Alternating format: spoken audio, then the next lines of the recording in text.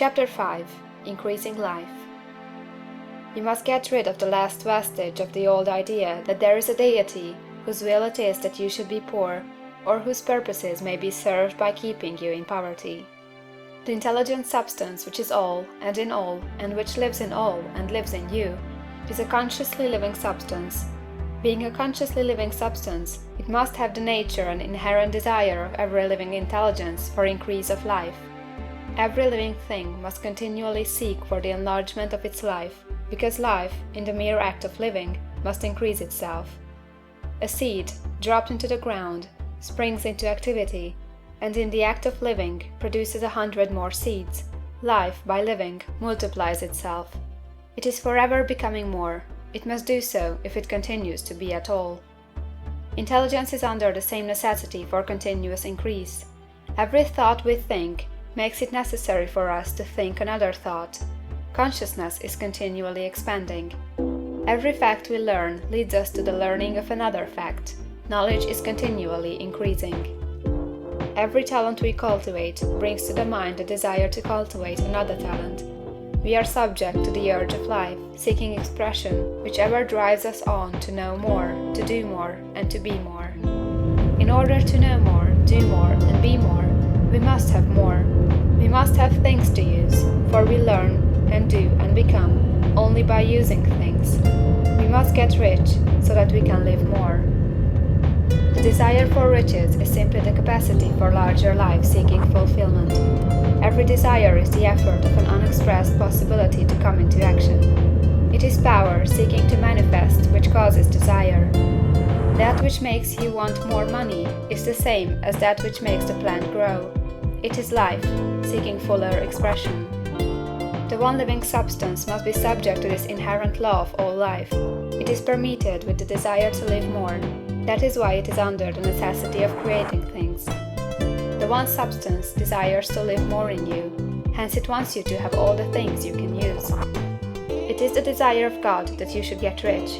He wants you to get rich, because he can express himself better through you if you have plenty of things to use in giving him expression. He can live more in you if you have unlimited command of the means of life. The universe desires you to have everything you want to have. Nature is friendly to your plans. Everything is naturally for you. Make up your mind that this is true. It is essential, however, that your purpose should harmonize with the purpose that is in all. You must want real life, not mere pleasure of sensual gratification. Life is the performance of function, and the individual really lives only when he performs every function, physical, mental, and spiritual, of which he is capable, without excess in any. You do not want to get rich in order to live swinishly, for the gratification of animal desires. That is not life. But the performance of every physical function is a part of life, and no one lives completely who denies the impulses of the body a normal and healthful expression. You do not want to get rich solely to enjoy mental pleasures, to get knowledge, to gratify ambition, to outshine others, to be famous.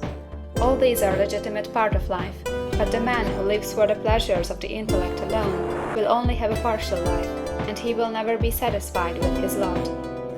You do not want to get rich solely for the good of others, to lose yourself for the salvation of mankind, to experience the joys of philanthropy and sacrifice. The joys of the soul are only a part of life, and they are no better nor nobler than any other part. You want to get rich in order that you may eat, drink, and be merry when it is time to do these things, in order that you may surround yourself with beautiful things, see distant lands, feed your mind, and develop your intellect, in order that you may love man and do kind things, and be able to play a good part in helping the world to find truth. But remember that extreme altruism is no better nor nobler than extreme selfishness.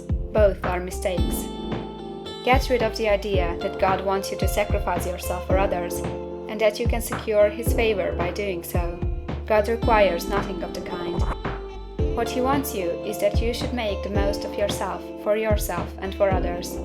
And you can help others more by making the most of yourself than in any other way. You can make the most of yourself only by getting rich. So it is right and praiseworthy that you should give your first and best thought to the work of acquiring wealth. Remember, however, that the desire of substance is for all, and its movements must be for more life to all. It cannot be made to work for less life to any, because it is equally in all, seeking riches and life. Intelligent substance will make things for you, but it will not take things away from someone else and give them to you. You must get rid of the thought of competition. You are to create, not to compete for what is already created. You do not have to take anything from anyone. You do not have to drive sharp bargains. You do not have to cheat or to take advantage. You do not need to let any man work for you for less than he earns. You do not have to covet the property of others or to look at it with wistful eyes. No man has anything of which you cannot have the like, and that without taking what he has away from him. You are to become a creator, not a competitor. You are going to get what you want, but in such a way that when you get it, every other man will have more than he has now. I am aware that there are men who get a vast amount of money by proceeding in direct opposition to the statements in the paragraph above, and may add a word of explanation here.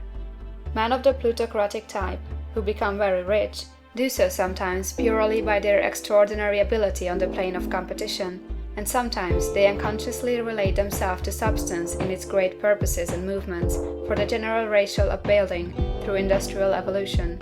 Rockefeller, Carnegie, Morgan, and others have been the unconscious agents of the supreme in the necessary work of systematizing and organizing productive industry, and in the end, their work will contribute immensely toward increased life for all. Their day is nearly over. They have organized production, and will soon be succeeded by the agents of the multitude, who will organize the machinery of distribution. The multimillionaires are like the monster reptiles of the prehistoric eras. They play a necessary part in the evolutionary process, but the same power which produced them will dispose of them. And it is well to bear in mind that they have never been really rich. A record of the private lives of most of this class will show that they have really been the most abject and wretched of the poor. Riches secured on the competitive plane are never satisfactory and permanent. They are yours today and another's tomorrow. Remember, if you are to become rich in a scientific and certain way, you must rise entirely out of the competitive thought.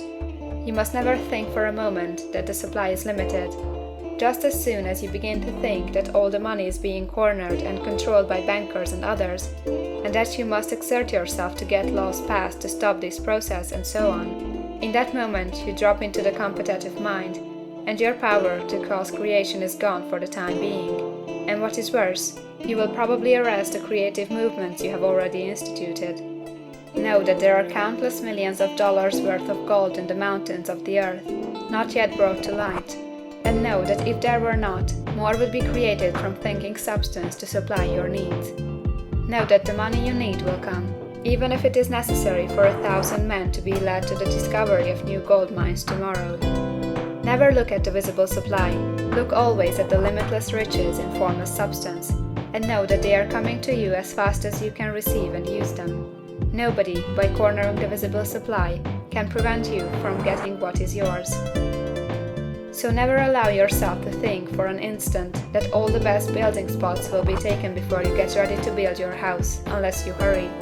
Never worry about the trust and combines, and get anxious for fear they will soon come to own the whole earth. Never get afraid that you will lose what you want because some other person beats you to it. That cannot possibly happen. You are not seeking anything that is possessed by anybody else.